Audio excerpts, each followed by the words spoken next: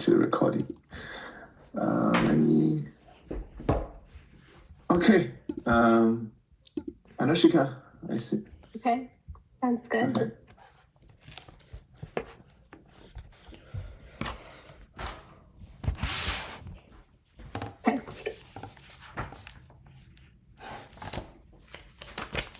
My name is Anushka, and I am one of your mentors for this club this year.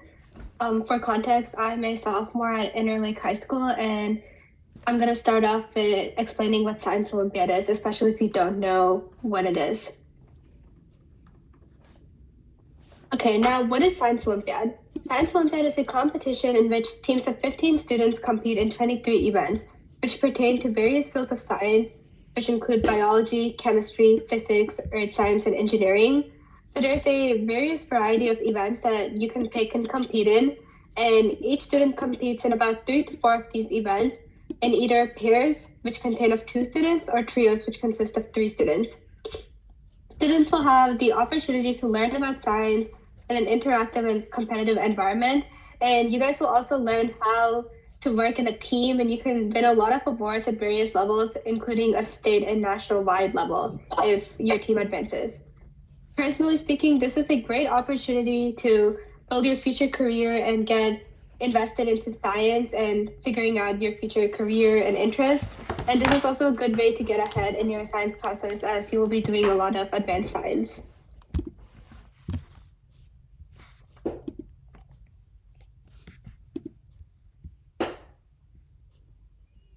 Good evening. My name is Arav Narayan. I'm also a sophomore at Interlake, and I will also be one of your mentors. Adding on to Anushka, Science Olympiad is a great opportunity to get started, specifically in middle school. There's not many opportunities when I was in middle school to start your career, your resume, and everything like that. This is a great way to get marks on the board for your career, especially if you're interested in science or engineering or anything of the sort.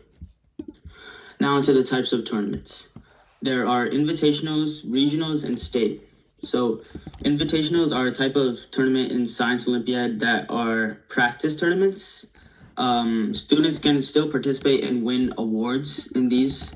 They do not, however, affect a team's rankings of advancements, but it will allow them to practice and get used to the tournament. I think this is an extremely important tournament.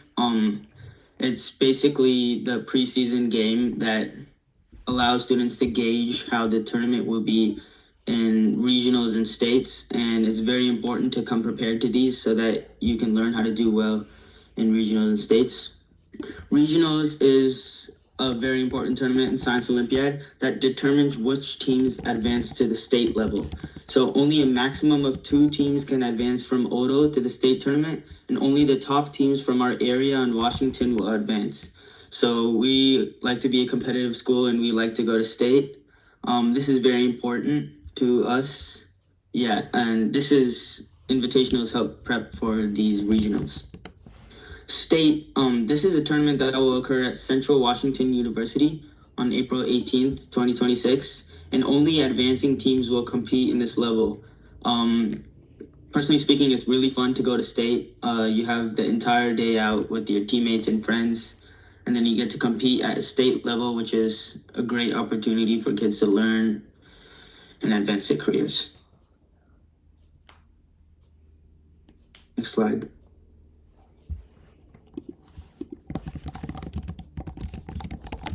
Hi, my name is Neo Narayan. I'm one of your mentors. I'm also a sophomore at Interlake High School, and I've had a really positive experience with Scioli so far, and I'm continuing it in Interlake. So what you see on the slide is a timeline for all the competitions, placement tests, and all the important dates you need to know.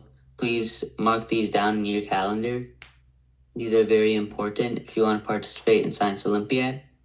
So first, on September 23rd, 25th, and 26th, we have placement tests that occur in Odle Middle School from 4:05 to 4:50 p.m. So if you're a student, if your kid wants to try out for events, then they can come and test during these times. And then on December 6th, 2025, there will be an invitational at Camas High School. We don't know the exact date yet, so it's still to be decided. And same with the second invitational at Evergreen Middle School. Sometime in late January or early February, that is also to be decided. And the regional qualifying tournament is pretty far out, so we don't exactly know when the date of that is. And that's what qualifies students to go to states. Can I just make a quick clarification? Yeah, hi, this is Rahul. I'm one of the co-chairs for the Science Club. So the dates, I believe, are fixed, December 6th and January 31st for the invitationals. I think what we don't know is how many teams are we going to be sending. And it'll depend also on interest and how ready the teams are, how willing they are to kind of try out at the invitationals. Canada specifically is pretty far away. It's near Vancouver, Washington, so it's across this state, almost Portland. So, but and we will make a determination, along with the rest of the teams and the head coaches, how many teams we're able to send to these invitationals, and who all are available to go. Okay, go ahead.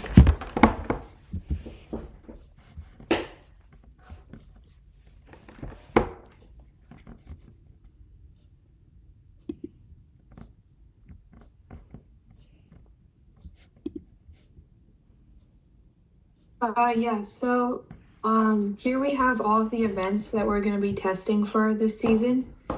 And so basically the events highlighted in yellow are the ones that we have placement testing on. And it's just going to be like a quick like placement test, and we'll have more details about that coming up. For the events, so then there's sustainable energy as well. This is a Washington only event, so I guess like you can't use any materials from like other states and stuff. And then the events that aren't highlighted are mostly the build events, with a couple of exceptions.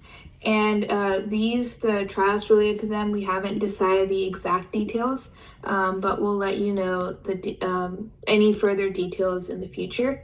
And then where the red star is, you can see any of the featured trial events. These obviously we aren't going to be doing like any placement testing for, because like our scores aren't impacted by the trial events. But just keep in mind when you're going to the tournaments, if you want to do any of these trial events, just let us know and then we can sign you up for those.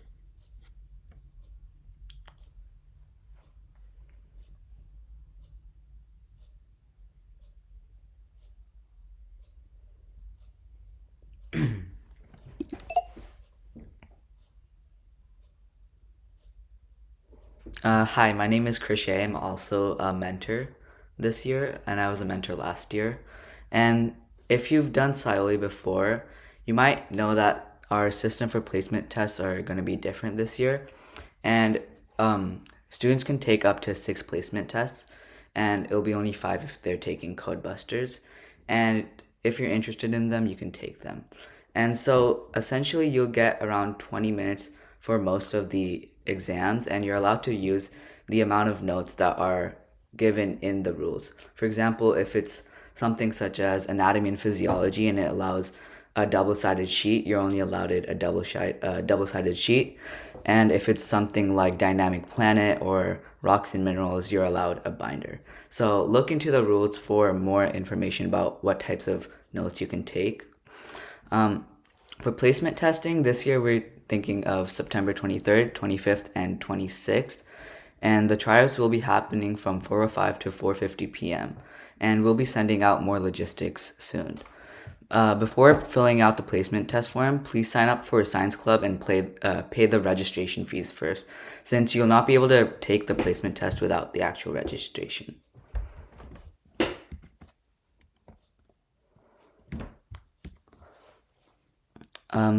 So on the 23rd, we have 4 groups that will be having tests. And just as a reminder, for each group, you're only allowed to take 1 test max. For example, in group 1, you have to choose between disease detectives or remote sensing. So if you're ever planning on doing both, you can't really do that. And so for the 23rd, the main groups are disease detectives, remote sensing, entomology, ED, solar system, heredity, potions, and rocks and minerals, and SUSI. On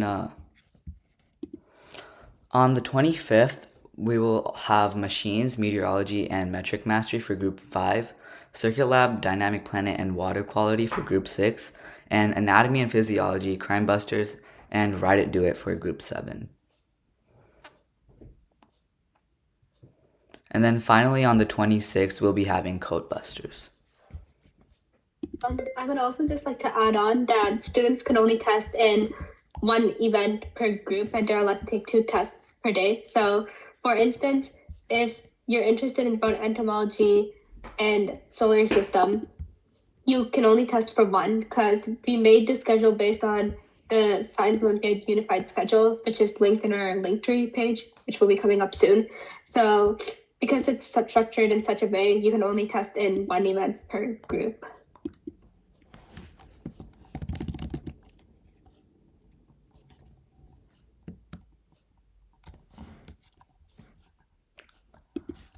Okay, hi, I'm Vihan. I'm also one of your mentors, and I am also a sophomore at Interlake High School. So the benefits of Science Olympiad is that it's great to get started in middle school. Firstly, you get to participate in competitions, and you can win medals even in the invitationals usually. It's good to gain knowledge for the science topics in your events, which gives you a head start and could be successful in science courses in school and outside. And you will get help from your high school mentors. That's why we're here. And you will learn time management, how to note take well, collaboration with your partners, and working under pressure, especially once the test competitions are near. And it's fun as well because you get to spend the day at high schools and universities where the competitions are and with your friends, and it's enjoyable.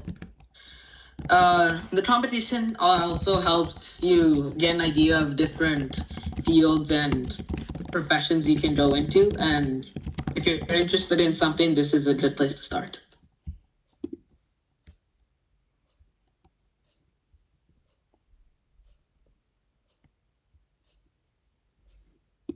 Hello, I'm Arya Knife. I'm a junior at Interlake High School. And participants are required to come to all of the Science Olympiad meetings on Friday to learn from us, the high school volunteers, and then get their notes checked. Online or in-person meetings may be held outside of school as the competition gets closer and time's getting stressful to get your notes finished and prepare for the competition. We will need parent coaches who are willing to facilitate the team on competition dates, and parent support is extremely important for our success. Please reach out to us if you are interested, because we will need parent volunteers.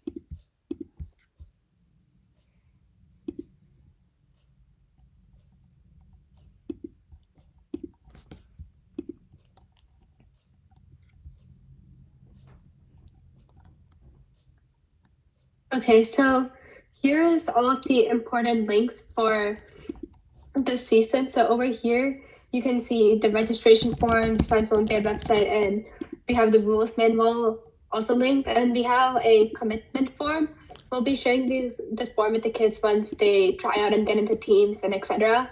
But it's really important that your student stays committed to the club, as we cannot have last minute dropouts for the competition, as it really affects the team negatively. And we also have a link tree for Odle Science Olympiad. After the meeting, we'll be posting all the important links on here, the presentation deck, the recording, and etc. And we'll make sure to email you with logistics too. If you do have any questions, please feel free to ask in the Q&A. We have one more slide deck to go through explaining all of the events. So we want to get through that first before we take any questions, but please feel free to ask anything in the Q&A.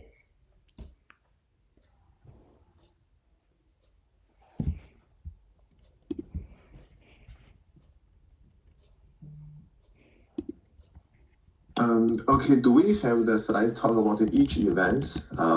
What kind of details, of each Yeah. event? Yeah. I'm trying to share it right now. Just give me a second, Great. if that's all right.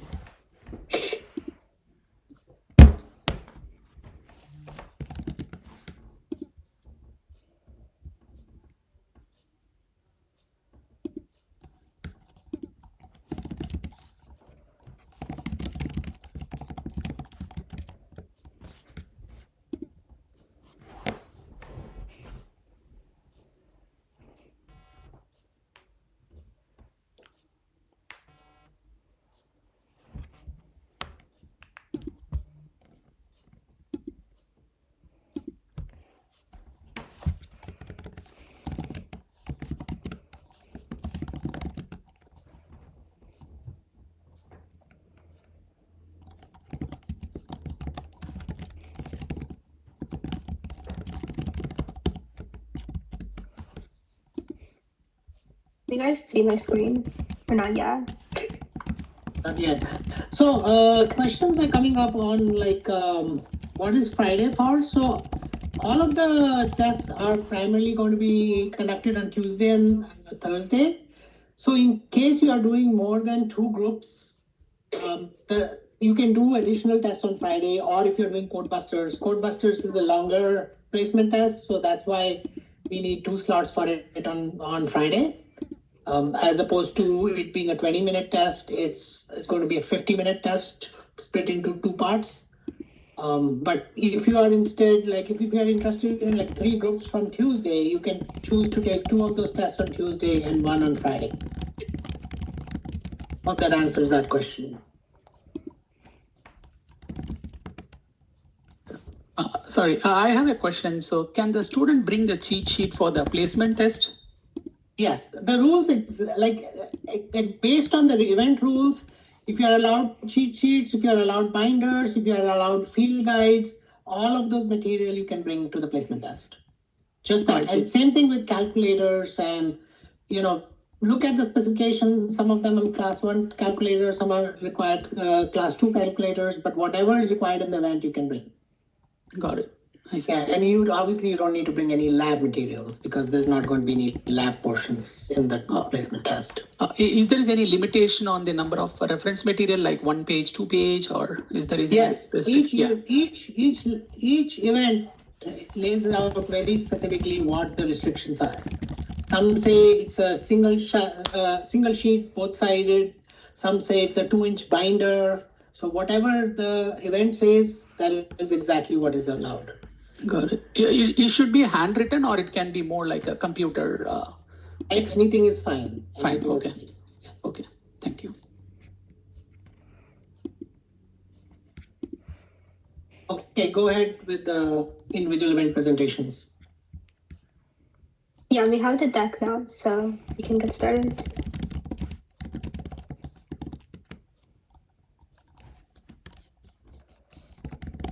Okay, so this is anatomy and physiology. I'm the mentor for this event. So anatomy and physiology is one of the 23 events that is hosted by SciOly for Division B students. Teams will be assessed this year on understanding of the endocrine, sensory, and nervous systems through various types of questions. These can be multiple choice questions, short answer questions, true or false questions.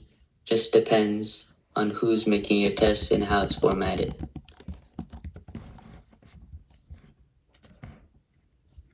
Next slide, please.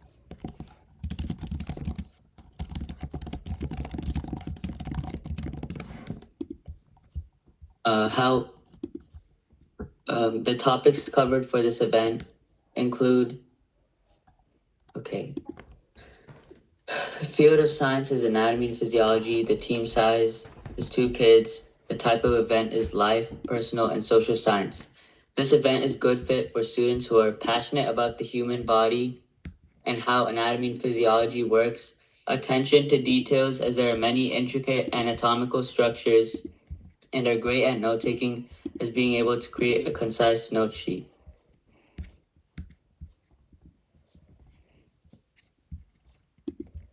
Next slide, please. The topics covered in anatomy and physiology include the endocrine system, sensory organs, nervous system, anatomical structures, and disease diagnosis. You can see more on this in the rules manual.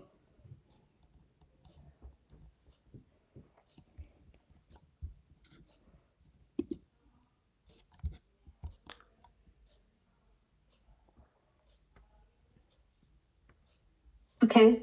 Hi, my name is Anushka, and I'm the mentor for Disease Detectives. Disease Detective is a Division B Science Olympiad event. So you guys will be using the scientific method to study injury, disease, health, and disability in accordance to the CDC website. So you'll basically be studying the epidemiology, the study of distribution and determinants in health conditions in specific populations. And you will be applying your epidemiology principles to real world health issues too. So if you're really passionate or interested in diseases, this is a good event for you. The field of science is primarily biology, and team size is 2 people. So it's a life, personal, and social science event. So this is a good event for students who are interested in studying diseases and how they spread, and for students who enjoy the applications of epidemiology principles in real life scenarios. So the topics covered are epidemiology, outbreak investigation, disease surveillance, carriers and vectors, and disease and transmission.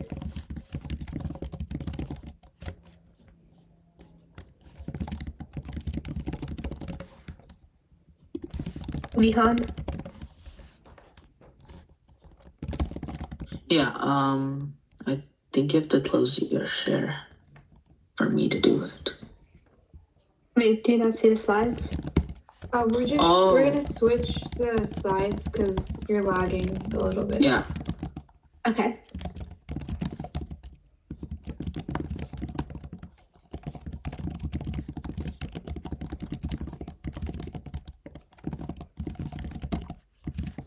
Hello.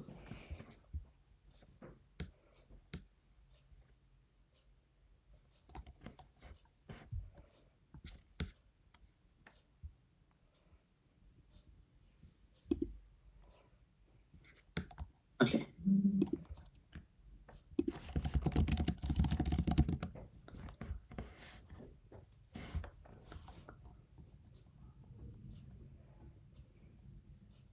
Is this fine? I don't know how to full screen it. Hopefully this is fine. I think Okay. at the bottom right, there's a There's screen a button. full screen button at the bottom right. Right, bottom right. Yeah. Okay, thank you. Okay, so next is entomology, and I will be mentoring for it. So the event is based off the study of insects, and in the test you'll be required to choose amongst immature insects among a list given in the rules manual, and you have to answer questions on the identified insects, and the test chooses from a list of specimens which is in the rules manual.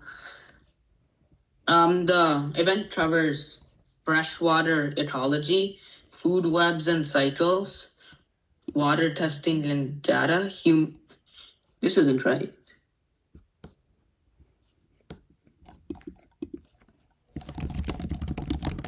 Wait, no, not that.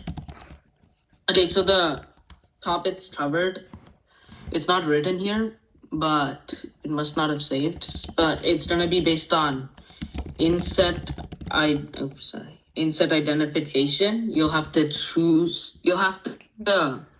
sort insects, and you'll also have to be able to know the habitats and cycles of insects, including their features and characteristics. And you fit well for the event if you're interested in zoology and biology. You're good at getting memorization of your notes and knowing how to manage through it quickly, and you're interested by insects and anatomy. Okay. I'm also your mentor for heredity. Next slide, please.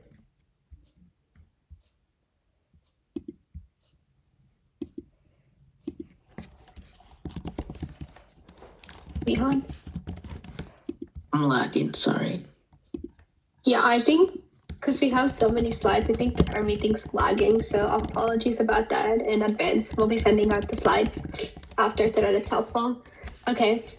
Heredity is another one of the 23 events that is hosted by Science Olympiad. So teams are tasked with answering questions, solving problems, and analyzing data which relates to the principles of inheritance and genetics. So some topics that are included are heredity, such as Mendelian genetics, Punnett squares, genotype, and phenotype analysis. And the patterns of inheritance are also covered in heredity. Next slide.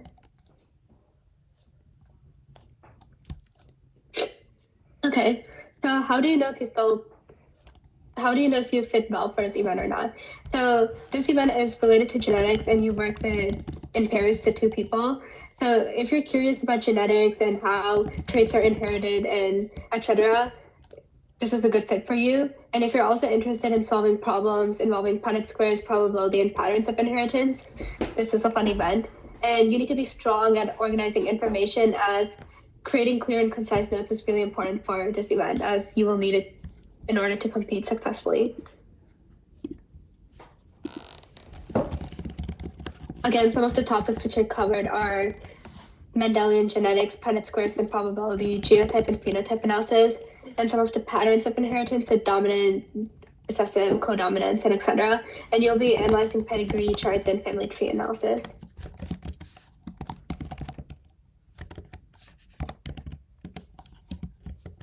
Okay, this is water quality. I'm the mentor for this event this year. Next slide, please. So the water quality event is for the knowledge of aquatic science, focusing on ecology. And each year it rotates between biomes, typically covering freshwater, then estuary, and then marine topics. Competitors are challenged with questions on ecology, food webs, nutrient cycling, interactions and human impacts, as well as data interpretation. The event may also include identification of indicator species, understanding of watershed dynamics, and application of water monitoring tools. Next slide, please. The field of science for this event is chemistry or biology. The type of event is life, personal, and social science. This event is a good fit for students who are interested in ecology and environmental science, strong in data analysis and problem solving, and curious about human impacts on aquatic systems. Next slide.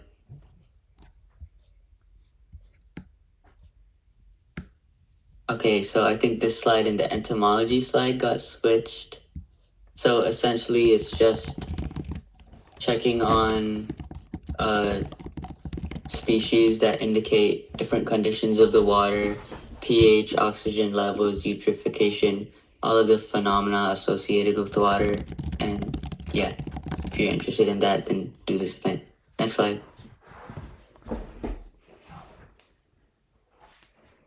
Hello.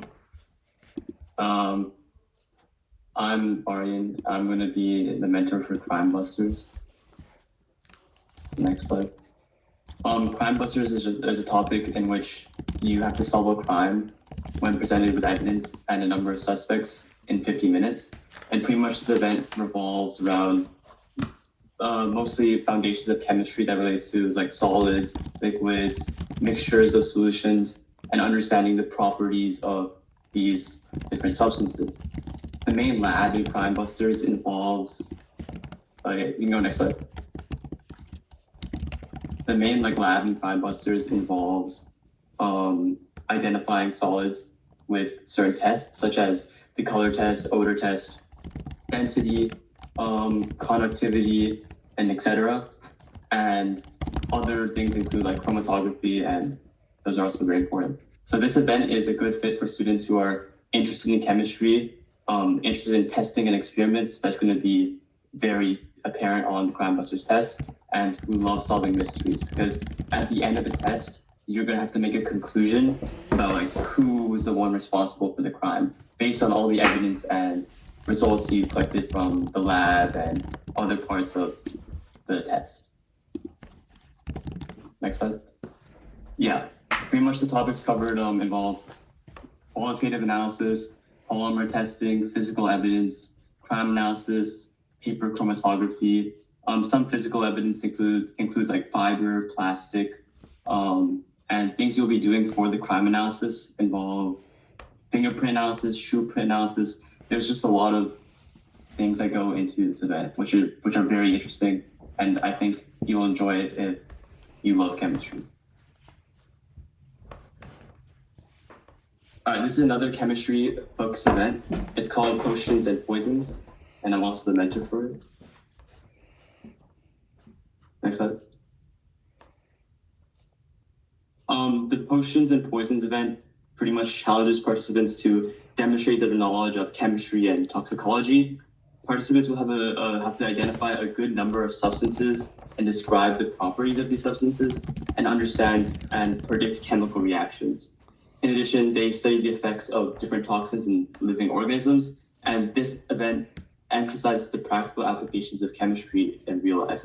So not only do you have to understand like ions, ionic compounds, covalent compounds, and other basic chemical knowledge, you have to be able to apply this in the real world when understanding poisonous organisms and how it's involved in like our environment. For example, the test involves like metals that pollute our environment. So that's one of the examples of the practical applications. Next slide. A good fit for students who are interested in the science of atoms and how they interact to form substances, who are interested in hands-on interactions with chemicals, and who are efficient and concise with note-taking, as only one note sheet is permitted for this event. The topics covered involve like lab tasks that include like chromatography, mixture separation equipment, just like basic lab stuff you'll find in really any chemistry class. So that's like just general chemistry knowledge. And the atom and the periodic table, intra and intermolecular forces, compounds, chemical reactions, and of course the poisonous organisms and toxins that are the poisons part of this test.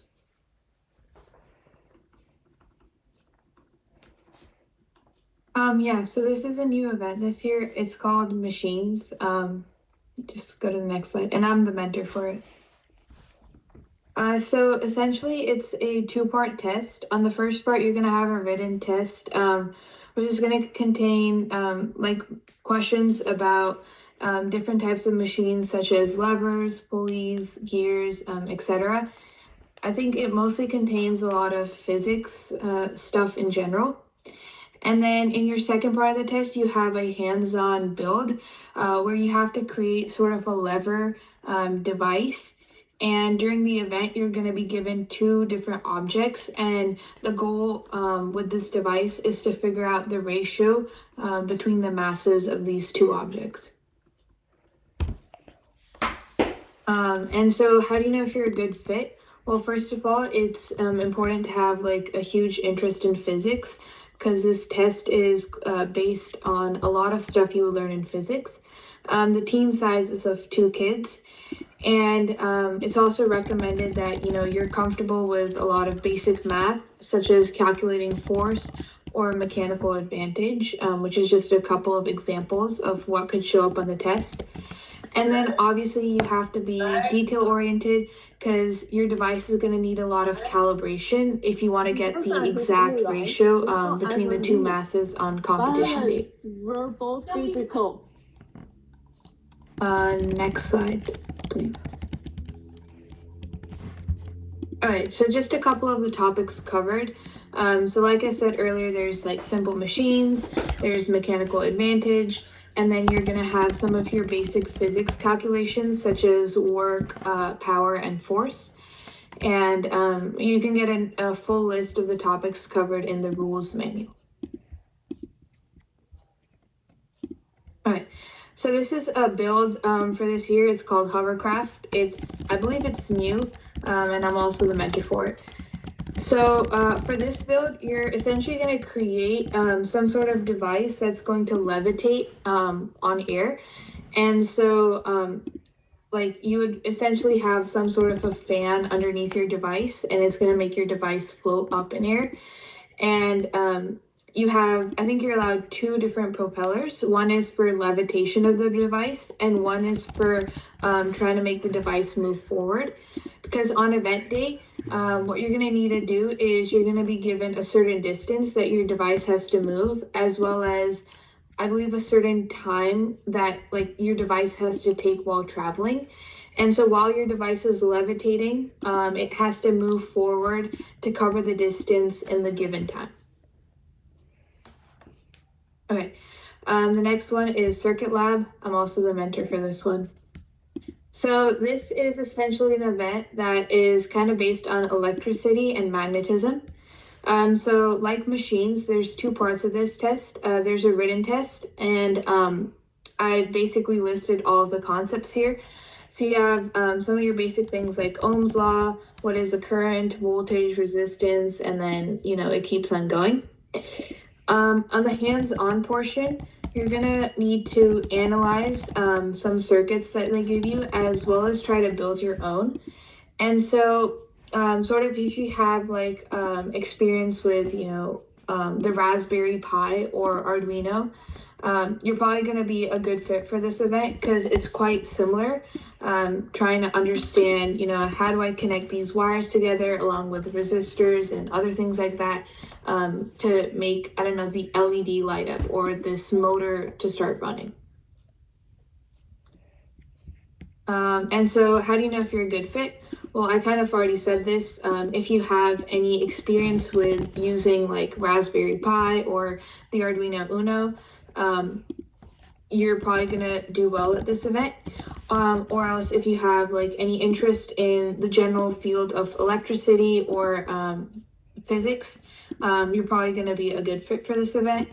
And then at the very end, it says that this event is going to include concepts like Ohm's law and various calculations. So if you're good at doing those type of calculations and sort of enjoy doing that sort of math, you would also be a good fit for this event.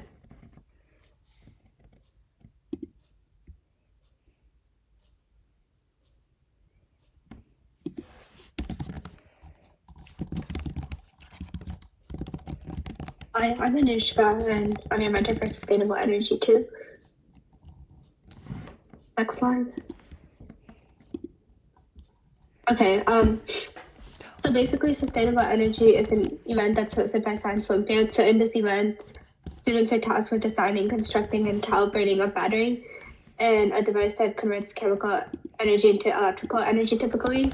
But usually teams need to adjust their battery voltage to meet the specific voltage that the supervisor provides, but there's also a written test for this event. So there's a part 1 where you take a written test in the morning based off a couple of articles, and you have a build component. And this is in Washington inclusive only event, so there's specific rules on the Scioli Washington website. Okay, so this is a good fit if you're especially interested in chemistry and physics and how chemical reactions produce electrical energy. And if you're curious about building and testing devices, or you enjoy hands-on problem solving, this is a good fit for you too. And, you know, if you're like a mix of hands-on and written events, this is a good thing. And you have to be very detail-oriented and organized because accurate measurements are really important, and structuring your notes from the articles are really important for success.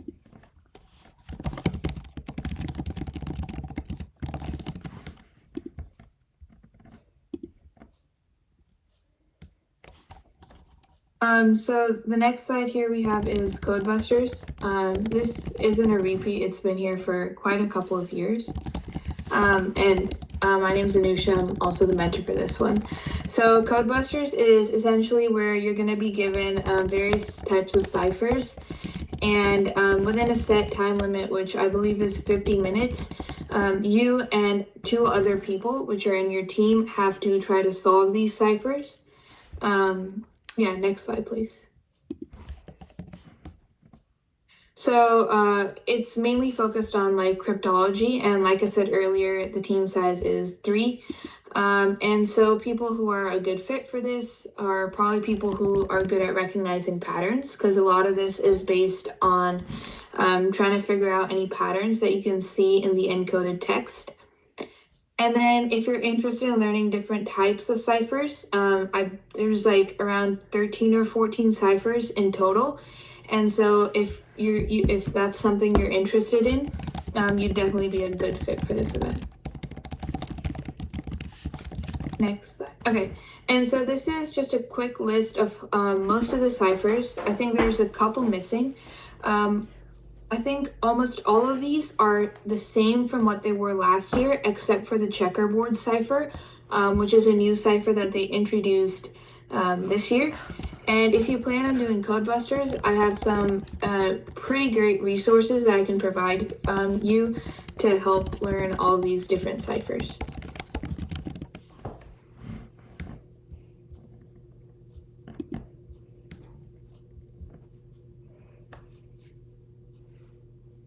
Hi, this is Arav. This event is called Experimental Design. Experimental design is your chance to become a real scientist on the spot. I'm really hyped about this event. Given a mystery set of materials and a prompt, you and your team must design, conduct, and analyze an experiment from scratch. And this is all under the time pressure. It's like solving a science puzzle where creativity meets logic, and your ability to think fast and test smart can win the day. So if you love hands-on challenges and want to turn curiosity into competition, this event is pure science adrenaline. This is a great event. I recommend it because it gives you or your child hands-on experience with improvisation and trying new things and applying science principles that they already know and learning new stuff. This is really useful, and it does not take that much notes or studying. This is just you go in there, you do the event, and you apply what you know, and it's really great for anybody in any category of what they want to do. Even if your child isn't into science, this is a great thing. I would highly recommend it. Next slide. How well do you fit for this event? So this field of science is scientific investigation. The team size is 3, so you learn how to collaborate and do a lot of things under time pressure. This is an inquiry in nature of science. So this is a good fit for students who are interested in experimentation and designing new things and who are innovative and of course want to seem smart, but also improvisational and like adapting to new challenges. This is a great event for that.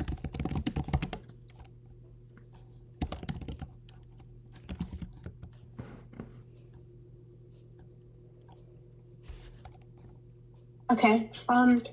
For metric mastery, it's a second year event. And yeah, next slide, please.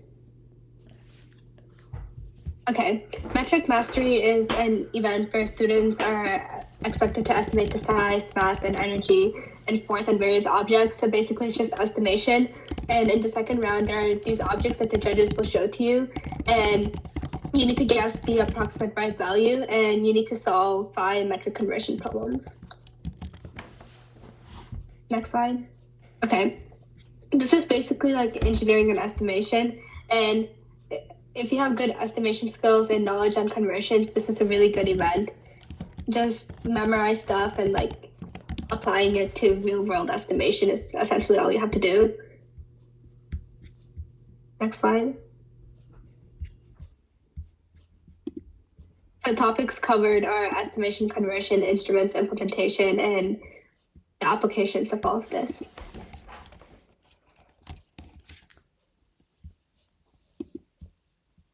Hi, I'm the mentor for Write It, Do It this year. This has been an event for a while now. So Write It, Do It is an event where one participant will write a description of an object and how to build it, and the other participant will attempt to construct the object from the description. So there are 2 people on a Write It, Do It team. So this field of science is psychology. Team size is 2. And it is good for students who are communicative, have good deductive reasoning skills, and good handwriting for the writers. The doers should be able to follow instructions well. So the topics covered are just communication applications, writing, building, following instructions.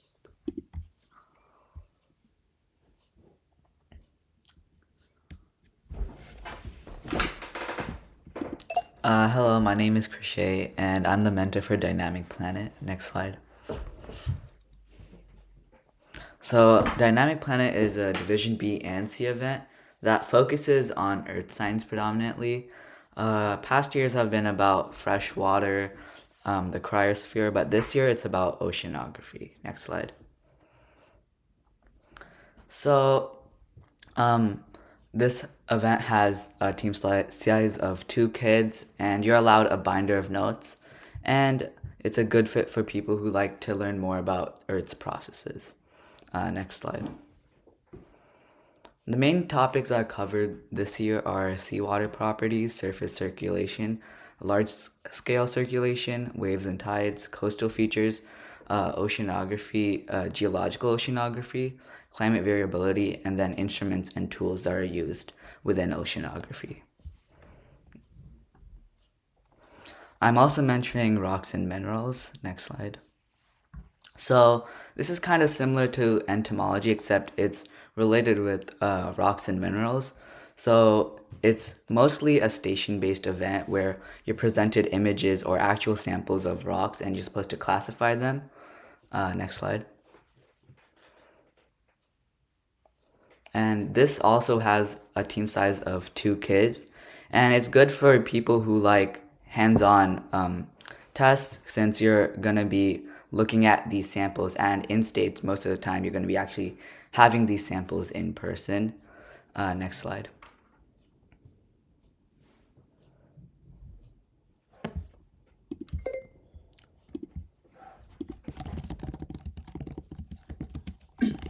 Hi, this is Arav again. I am your mentor for meteorology. So Science Olympiad's Meteorology is a 2025 to 2026 Division B event categorized under Earth Science. This is usually a recurring event, happens every year. One of my favorites. This year's topic is everyday weather. So participants are going to use qualitative and quantitative analyses, interpreting meteorological data, graphs, charts, and images to show understanding of everyday weather phenomena. So meteorology is a very underrated event. It feels like, when is my child ever going to use meteorology? When are they going to become a meteorologist? It's great for honing math skills, observational skills, and my partner and I, Crochet, got second in the state. It's a great event. Next slide. Field of Science is meteorology. It's an Earth and Space event, and it's for 2 kids. It's a great fit for students who are perceptive and analytical and good at learning new concepts. And you have to be very passionate and hardworking for this event, because everything you're going to be learning is new. These are the topics covered. So it's weather versus climate, the atmosphere, climate classification, data interpretation and prediction, cloud types and formation, everyday weather, phenomena, and timing.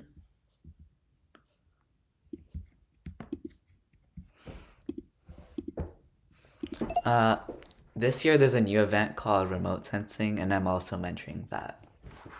So remote sensing is focusing on climate change this year, and it's basically focused on satellites. So participants will understand the principles of remote sensing and will use imagery, data, and maps to complete tasks and analysis. Next slide. And this event is more on the physics aspects as well as geography, since there's a lot of topics regarding the electromagnetic spectrum and a lot of other physics concepts. Next topic. And the topics covered are mapping fundamentals, and then physics topics like electromagnetic spectrum and orbital properties, basic remote sensing, and then the interpretation of data sets. Okay, so I am mentoring solar system this year. So, what is it? Okay. It's an event that tests understanding of solar systems, which is mostly relevant for our own, but it's also about the general formation and structure. And you'll be asked questions on celestial objects in and outside our solar system, and it also includes general astronomy, including math and more. So it's a good fit for students who are interested in learning about space, including stars, constellations, whatever else you find interesting, and for people who are fascinated by things outside of Earth, and especially people who would be interested in becoming an astronaut or working in a space department.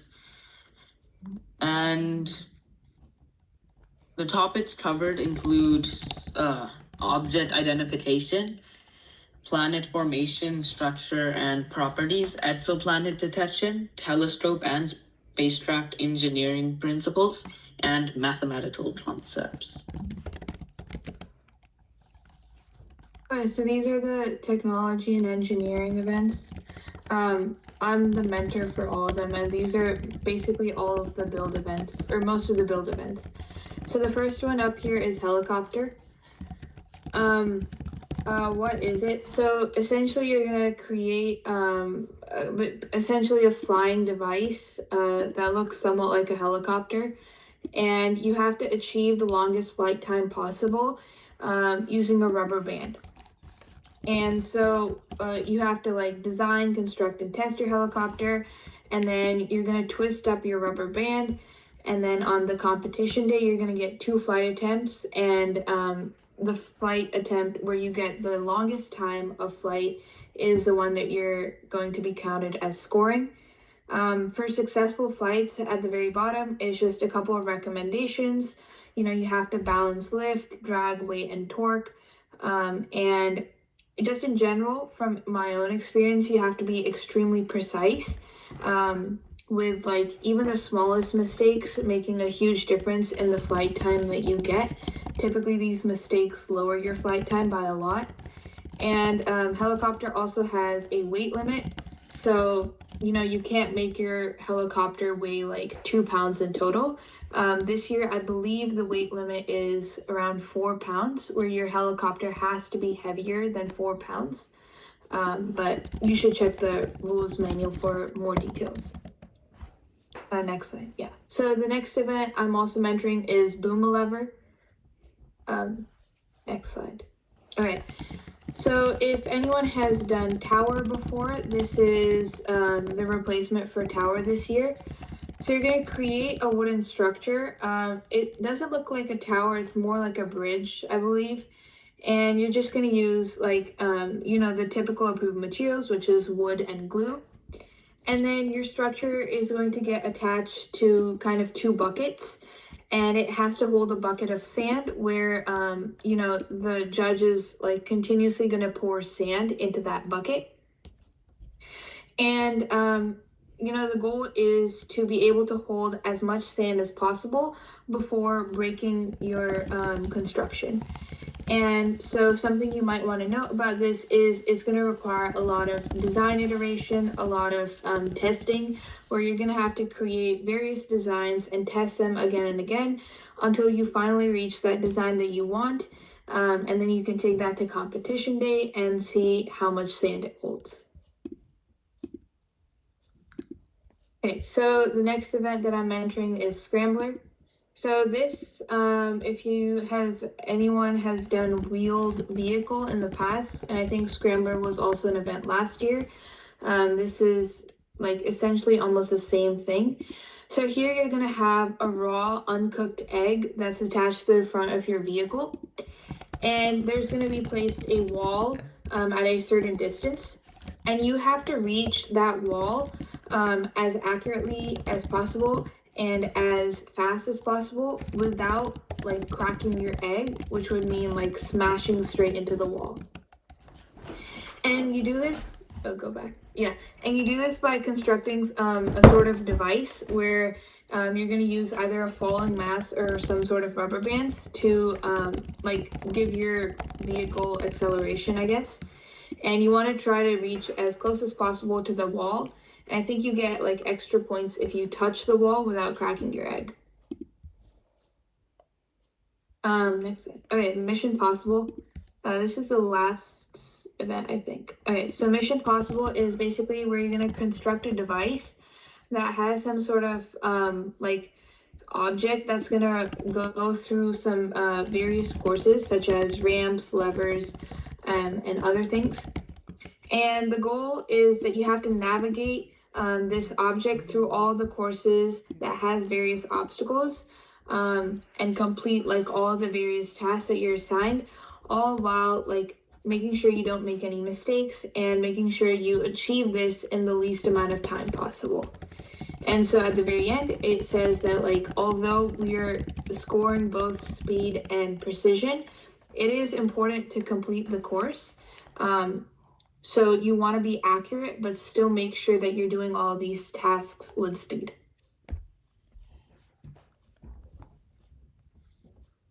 I think that is it.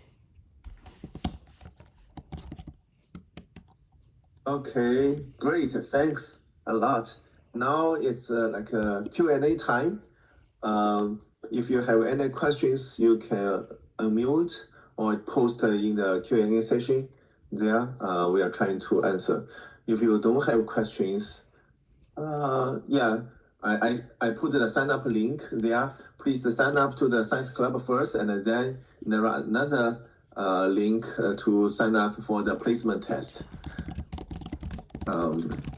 Tiny.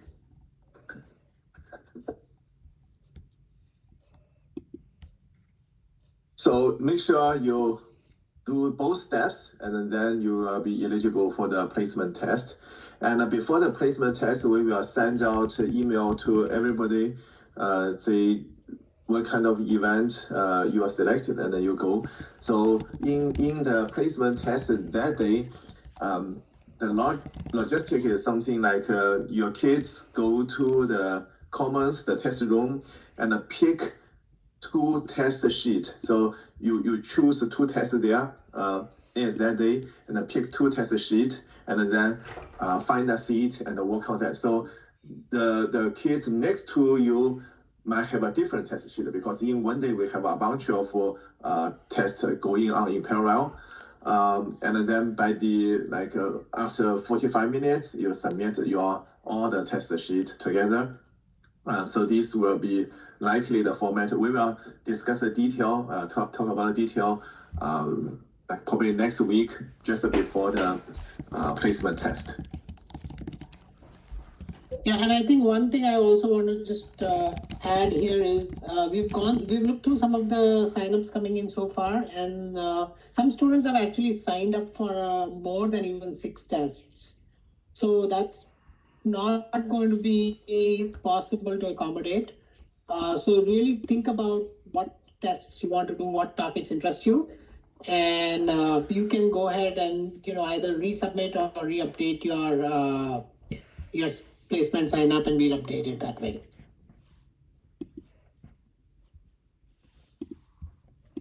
Okay, as Jason said, we're open for questions. Go ahead. You have any?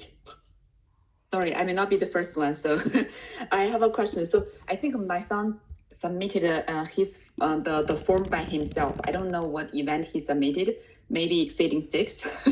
And also, sorry, I missed the beginning part of today's introduction. So I wonder, say if he registered a few events, and how do I know which placement test he should attend? What I would suggest is if you can go ahead with your son and resubmit and look at what events you are signing up together, we will take the newer one into account. Right. Once I know the event, so where do I find like which placement I should go, or he should go? Is there like a mapping table, like for those events, go to this placement test, or I think there's 3 placement tests. Yeah. Sorry, I didn't quite understand your question. So I think I understand the question. So basically, when you choose a placement test, it shows like those tests on Tuesday, those tests on Thursday. So you just follow. But I can put a table there. I think in the slides there's a table as well, but I can put a table in the Teams chat as well. Yeah, and then in the Google form, I will let you know. Like if you read, it tells you these are the tests being given on Tuesday. These are the tests being given on Thursday. So you can just look from there. Yeah. Got it. I saw new Google form. Yes. Okay. Thank you. Sure.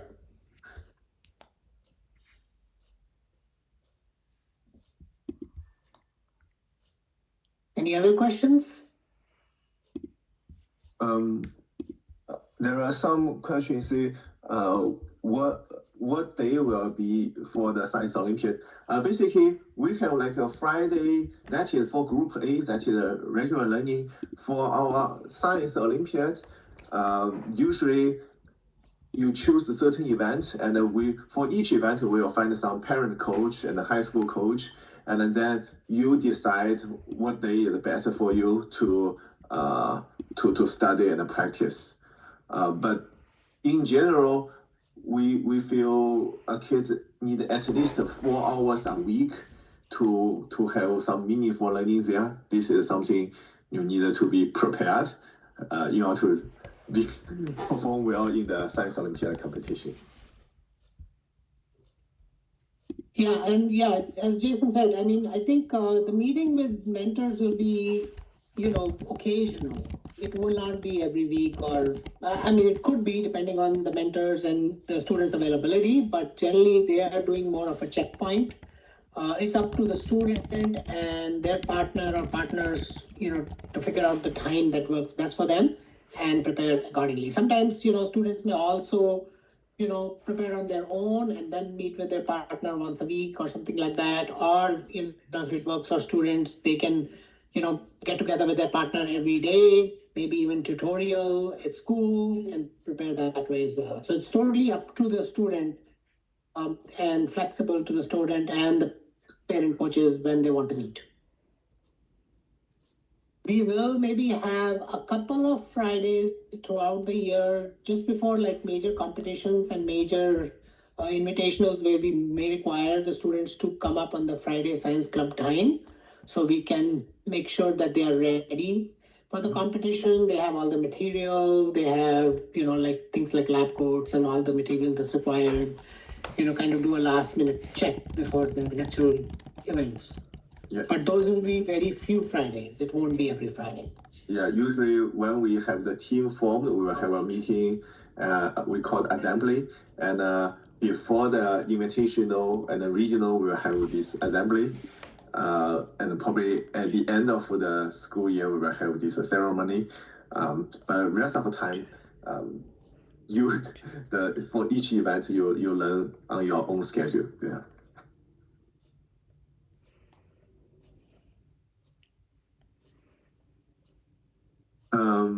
Okay. I saw another question on the Q&A session is for parents and the coach, what kind of a work needed? That's a very good question. So basically, you can do a lot, or you can just arrange the time. Depends on your kids or the project itself. Some project, like especially for the beauty event, the parent might need a lot of involvement, tell them what to do. If you use some heavy machine like a saw, then you need to guide them to do that. For some serious events, especially when the kids are mature enough, they can learn themselves. All the parents need to know, probably gather them together, make some communication, and find a meeting room or something like that. It really depends on your event and the team and your kids' capability. So you can do the. I cannot say what kind of work, but that's all possible. Yeah. So, and once we form the teams, each team will typically have a head coach, and the head coach will basically set up a WhatsApp channel for the team, for the parents of the team members to kind of join so that they can coordinate amongst each other, meeting times and when students are able to meet. And then students can themselves coordinate over, the BSD teams as well as BSD email themselves too. Another question, typically when those competitions be held, and I think we have these slides before. The state competition is April 18th, 2026. And before that is the regional. Regional usually is in next March. And then we'll have several invitational. I think one is January 31st. We might have one in October, but don't know because the campus, it's a 3 hours drive from here. I'm not sure we will go that invitation or not. But if there are some other school like Boston High, like last year to held the invitational, we were likely to participate. So I think the most important date for us to keep track of is actually a regional date, which is as Jason said, sometime in March. But this year, because of some directors from our region retiring, those dates are not set yet. We are hoping that those dates will firm up in the next month or so, because those dates are really important to be put on the calendar and make sure that, students don't miss the regional, right? That is the most important date. And then if your team advances to state, then the April 18th date will come into play as well. Invitationals are nice to go to, but they are not always required. But on the other hand, if you're new to Science Olympiad, we highly encourage you to participate in the invitational because you exactly know how the competition goes, what kind of time constraints you have, how you go from event to event. It's a pretty chaotic day. Doing it very first time, you learn a lot on just how the logistics of the event run. Okay, I have a question. By when will the team be formed? I think after placement test, the first week of October, we should be able to finalize the team there. Yeah, I think probably first, maybe by second week of October for sure. We'll have the team. Yeah, we might have some fine tune there because there are conflicts, a lot of detail. Former team is always the most difficult job for the head coaches there. Yeah, and then this year the reason we are structuring these placement tests in such a way is so to avoid conflicts based on the actual schedule. So like the events that are in a particular group, they all run simultaneously on the day of competition.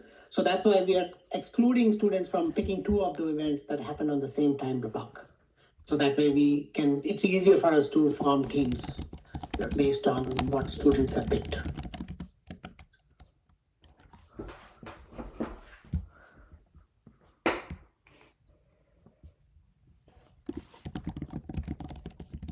Yeah, and then I think the question about the Friday club sessions are, I think, more like an introductory sessions to various topics in, life sciences, chemistry, physics, earth sciences, and so on.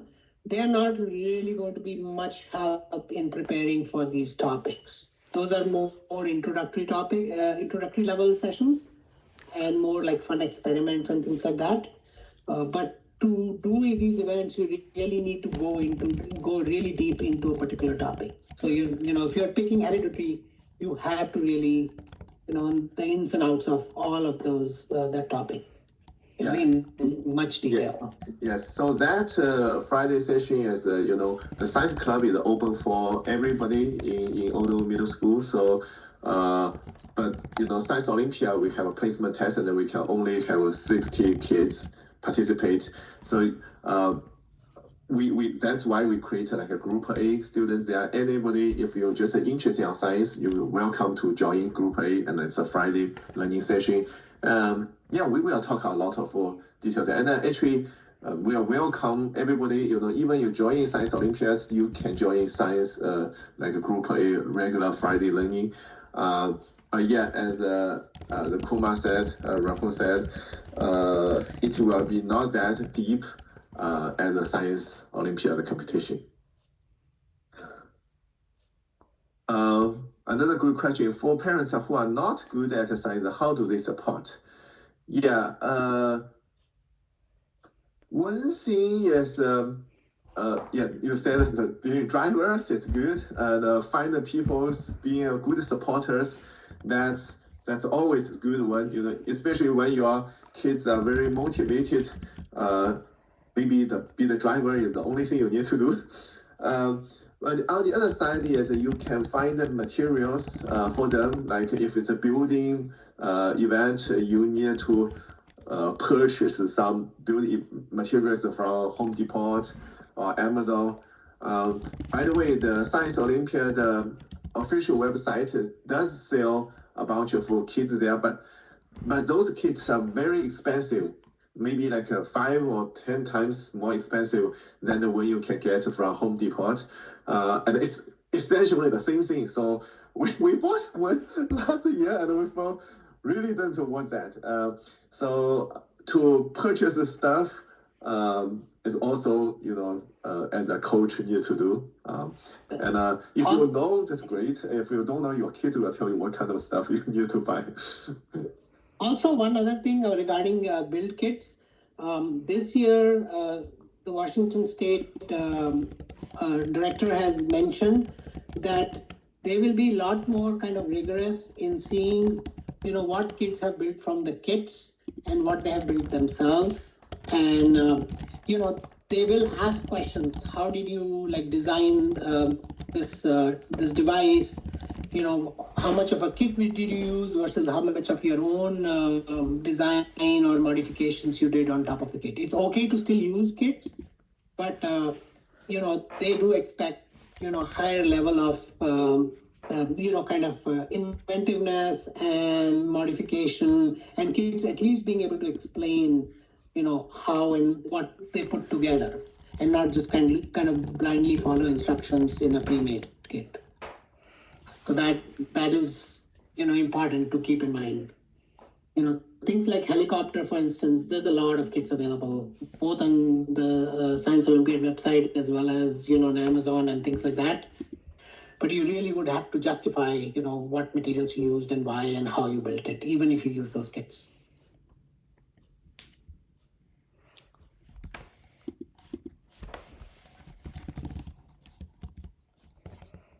Okay, any questions? There's a question about parents who are not able to help directly with science. How can they help? That's what I just talked about. yeah, that's a tough one in the sense that, maybe some, if you're not a science, if you're not into science, but more into engineering and stuff, builds is a great way to help. And as we know, builds take a lot more, parent help because they have to procure materials, they have to make sure kids have a space to work in, they have appropriate tools, and sometimes, as Jason said, there are tools that kids are not allowed to use directly, like table saws and things like that. So, or, if kids are using it, that they need to be under parent supervision. Last year, my son did Mission Possible, and he had never used a table saw before, but the coach who coached it, helped to show him how to use it and guided him through how cutting the various pieces of the bottle of the bird. Yeah, it's a good learning experience though. Builds are fun. They take a lot of time though. Yeah, then another question is how do you decide whether students do well on the placement? I actually don't quite get that. We will score it, of course, and then we will rank it against their peers, and then we choose the best one. Of course, as I mentioned before, for the placement, we look into 3 parts. One is the past experience, whether you already winning in the Science Olympiad competition. That will be a big factor. And the second one is, of course, the placement test. And the third one is actually whether the parents want to be volunteer to be coach or involved as a coach, because we need the parents to help to run the Science Olympiad. So your help is very, very important. That's the three parts we are going to use to decide the students' placement. And also another thing is specifically about the placement tests. So the placement tests are being written by the high school mentors, and so they are closely mimicking the format of the actual tests. And so you can go look on scioli.org and look at the test archives and look at past tests of the same topic. So you'll get a sense of what the test questions are like. There will be, questions like multiple choice. There might be some, but there'll be, kind of knowledge-based questions like fill in the blank, short word answers. There might be calculation-based questions depending on your subject, depending on your topic.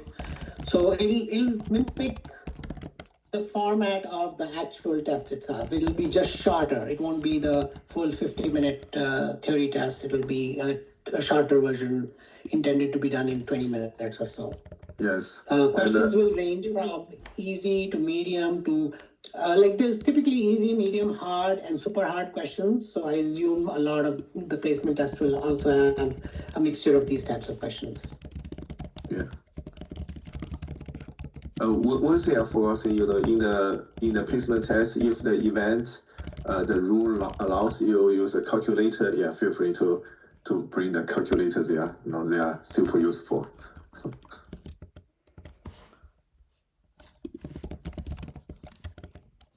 Okay, I think if there are no questions, we can wrap this meeting up.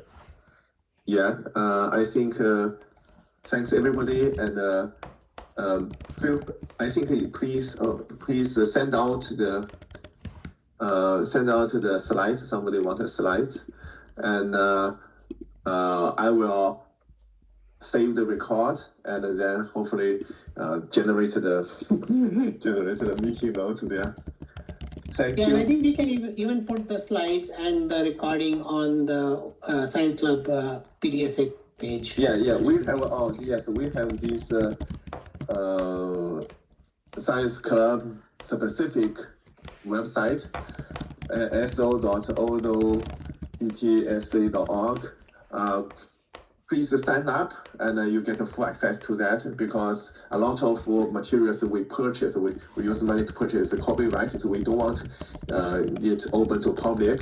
That's why you need to sign up and get, I will approve that. Once you get approved, you get all the details there, including the past materials. And the new materials will also put on our Odle Science Club website as well. Okay. Thank you everyone again. Yeah, thank you. Thank you. And do sign up. If you don't sign up, you don't have that. You cannot do the placement test. Okay, bye-bye.